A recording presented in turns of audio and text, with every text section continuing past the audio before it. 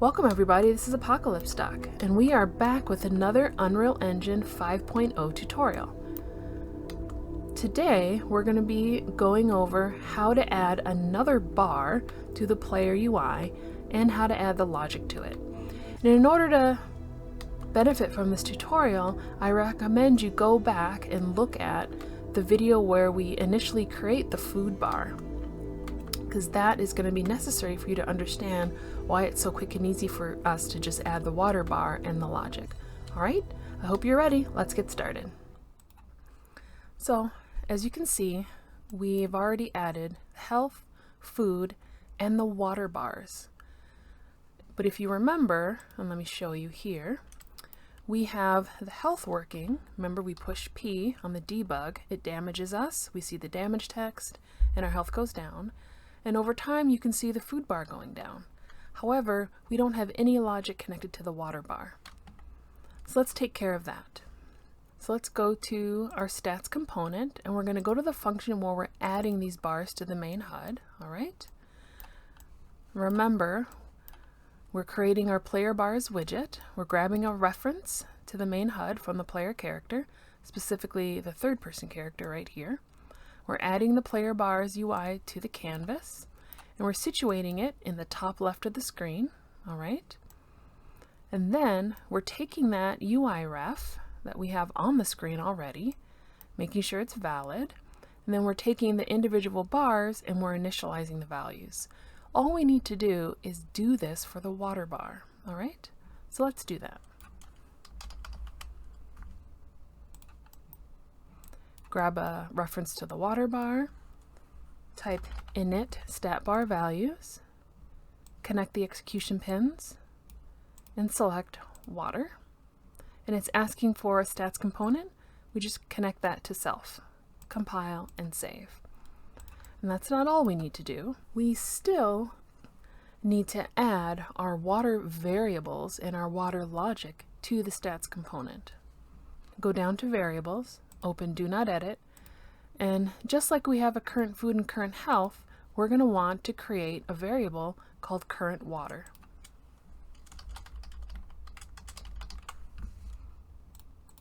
Make that a float, set that to private, and set it to rep notify. And let's move it into the do not edit folder. Compile and save. We're also going to need a max water. So let's go ahead and just duplicate the current food, make that max water, compile and save. Perfect. Then open up the stats, customizable, and we need to add starting water, water degeneration time, and water degeneration amount. Because remember, this is what we use when we set up our timers to decrease a stat over time. So let's go ahead and duplicate starting food and call that starting water, and do the same thing for these variables. Duplicate food degen time, call it water degen time, duplicate food degen amount, call it water degen amount. Okay, compile and save. And we're going to also want to put these in their own folder. So select starting water, go over here, and right where it says food at the end, let's delete that and type water. And then we're going to go ahead and move the other water variables into that folder. And this is in the customizable folder, so when you place this on the player character, and you highlight this on the side, we're going to be able to go over here just like with our food, open up the stats, open up customizable, and we're going to be able to set all these starting values, okay? And right now it's just the same as food, which is fine for now. Let's go back to our stats component, and let's go up here now, and we're going to need a function to decrease water. We're also going to need another function to call to get the amount of current water we have. So let's go ahead and just duplicate these functions. Right click, duplicate get current food, and call it get current water. And delete the current food right here. Let's select current water, get, and plug that in. All right. And then let's go ahead and take the get current water function and let's put it in its own category called water. Let's do the same thing for decrease food. We're going to duplicate that function and call it decrease water.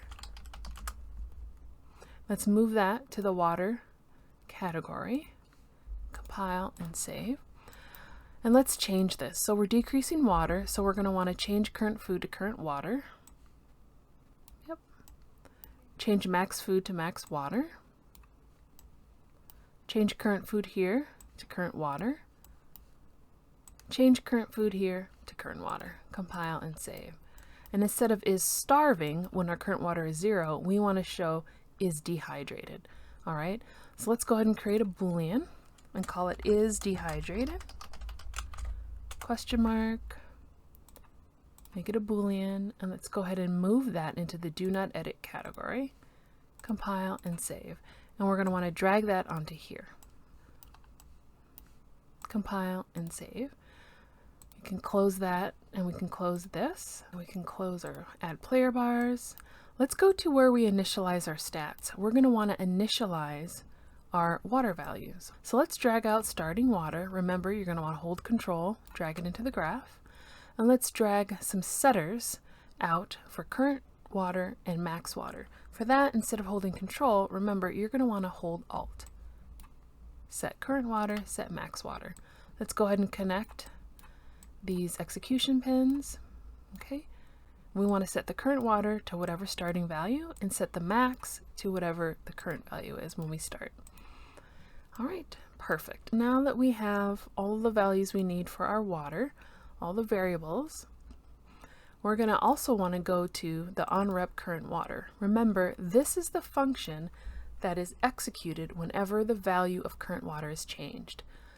If you look at what we did for the current food, basically all this does, it calls the food bar on the player's interface, the player's HUD, and it's going to update it in real time.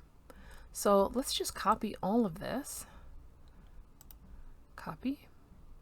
And let's paste that on the onRep current water. Connect the execution pins. And instead of the food bar here, we want to drag out the water bar. There we go. Compile and save. Just to be safe, you might want to make this validated get. I don't intend to ever remove the bars from the user interface, so I'm not going to right now, but for your game you may need to do that, just to make sure you don't get any errors. And then we're going to change the stat bar type to water to make sure the correct bar is being updated. And that's it. Let's close those. We are going to want to initialize a timer. It's going to be called timer degen water. Duplicate. Perfect. Compile and save.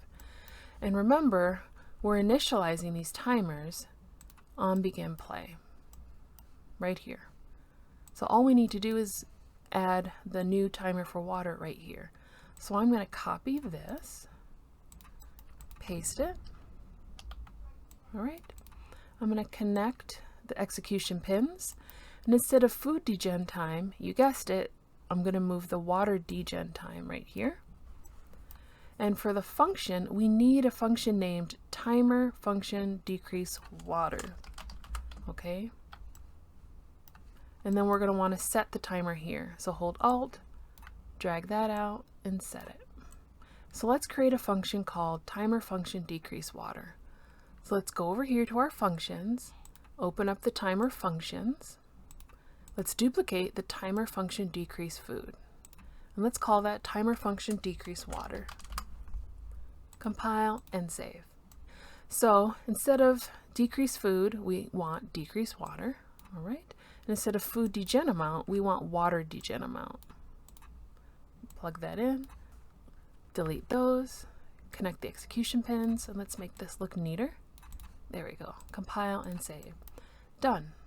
So now what we need to do is go back to our stat bar UI. Remember, whenever this update stat bar is called and the bars are refreshed, we're going to need, if we're selecting the water bar type, we're going to want to update the water bar text and the percent. So let's drag out from stat component and type get current water, right? And let's also drag out from the stat component and type get max water. We're going to want to divide. All right. And we're going to plug this into water. Bam. So that's going to update the stat bar. Now let's do the same thing for the text that's displayed. So we can go ahead and we can copy this, copy and paste, connect these pins.